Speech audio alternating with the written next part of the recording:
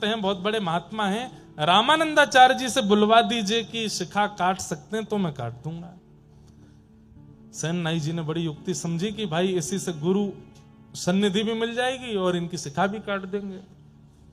संत लेकर के रामानंदाचार्य जी के पास गए तो रामानंदाचार्य जी को ये बात बड़ी अच्छी लगी कि इन्होंने लाख कहने पर भी शिखा काटी नहीं, कितना इनका भाव है।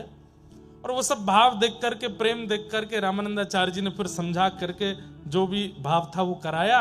सेन नाई जी की इस निष्ठा को देख करके उन्होंने दीक्षा प्रदान की, तिलक दिया, नाम दिया, मंत्र दिया।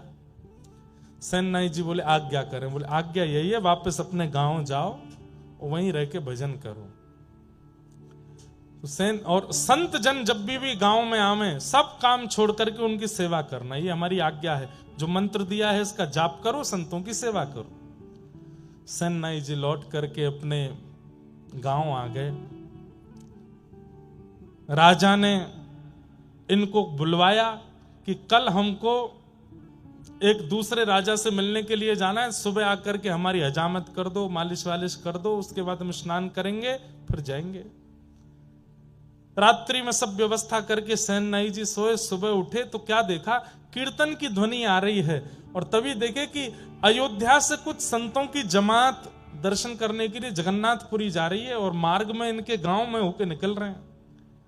तभी गुरु आज्ञा स्मरण में आई कि 100 काम छोड़ के संतों की सेवा करना। सेन नाई जी काम छोड़ा नहीं, भूल गए कि राजा के यहां जाना है। संतों को प्रणाम किया, वो कहा हमारे घर चलें, आप सबकी मैं सेवा करूं।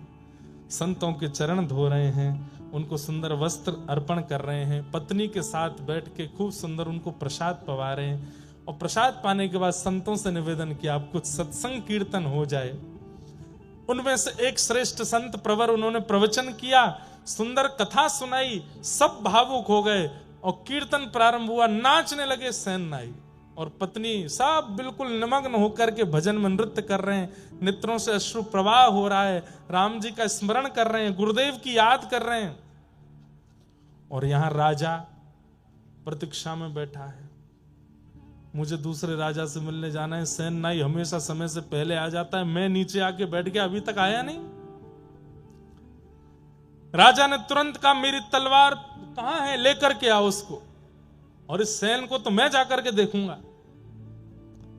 तलवार लेकर के आए, घिसने लगे उसको, घोड़ा बुलाओ मेरा, कहां है सेन नाई का घर, उसके घर चलना है।